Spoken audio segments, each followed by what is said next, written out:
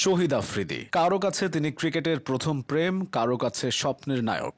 আফ্রিদি মাঠে নামতেন, একবার চারপাশ ভালোভাবে দেখে নিতেন, এরপর বোলারকে সেটা দেখার সময় নিতেন না। 4 ছক্কার তাণ্ডবে মাতিয়ে তুলতেন গ্যালারি। টি-20 ক্রিকেটের জন্মের আগেই ঝোড়ো ব্যাটিংয়ের ব্র্যান্ড অ্যাম্বাসেডর ছিলেন তিনি।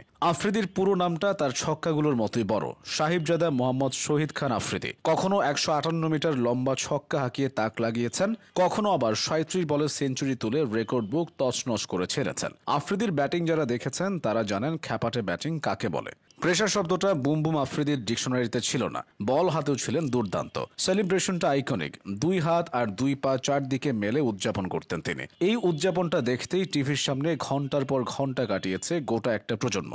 চিরপ্রতিদ্বন্দ্বী দেশ ভারতেও সুদর্শন চেহারার আফ্রিদির অগণিত ভক্ত সমর্থক রয়েছে। বাংলাদেশি বা বাদ যাবে কেন, বিপিএল খেলতে বাংলাদেশে এসে সমর্থকদের উন্মাদনা দেখে আফ্রিদি অভিভূত হয়েছিলেন। তিনি বলেছিলেন বাংলাদেশ তার কাছে দ্বিতীয় বাড়ি। এভাবেই আফ্রিদির প্রতি প্রেম ছিঁড়ে ফেলেছে কাঁটাতারের বেড়া আর সীমান্তের শেকল।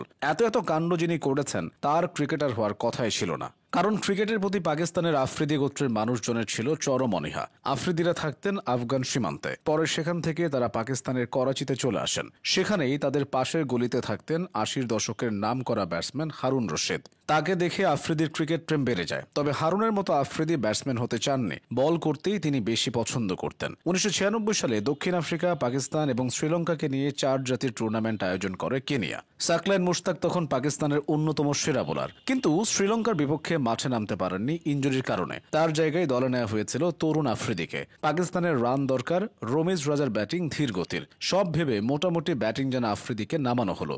এরপর যা হলো সেটা স্রেফ অকল্পনীয়। ক্যারিয়ারের দ্বিতীয় বলেই বিশাল এক ছক্কা দিয়ে শুরু, এরপর 18 বলে 50-র ঘর পেরিয়ে পরের 19 বলে করলেন আরো 50, সব মিলিয়ে 37 বলেই 100, গড়ে ফেললেন ওয়ানডেতে দ্রুততম সেঞ্চুরির রেকর্ড। মজার বিষয় হলো সনাত জয়াসুরিয়ার বলে আফ্রিদির হাঁকানো 2টি ছক্কা মাঠের বাইরে থাকা গাড়ির কাচ ভেঙে ফেলে। এরপর থেকেই বদলে গেল পরিচয়, একজন লেগ স্পিনার হয়ে উঠলেন অলরাউন্ডার। পুরো বিশ্বজুড়ে খ্যাতি পেয়ে গেলেন বুম বুম আফ্রিদি নামে। পরবর্তী সময়ে এমন মারকাটারি ব্যাটিংয়ে বহু ম্যাচ জিতিয়েছেন তিনি। মাঠে নেমেই দলের অবস্থা তোয়াক্কা না করে 4 ছক্কার ফুল ঝুরি ছুটিয়েছেন। আফ্রিদি মাঠে নামলে গ্যালারিতে সবাই নড়ে চড়ে বসত। 5 বছরের বাচ্চাটাও জানতো কিছু একটা হবে। কিন্তু আফ্রিদিকে কোনো কোচই ঠিকমতো গাইড করতে পারেননি, তার ব্যাটিংকে প্রমোট করতে পারেননি। নয়তো বীরেন্দর সেবাগ, ম্যাথু হেডেন বা জয়াসুরিয়ার মতো আরেকজন পেতে পারত বিশ্ব।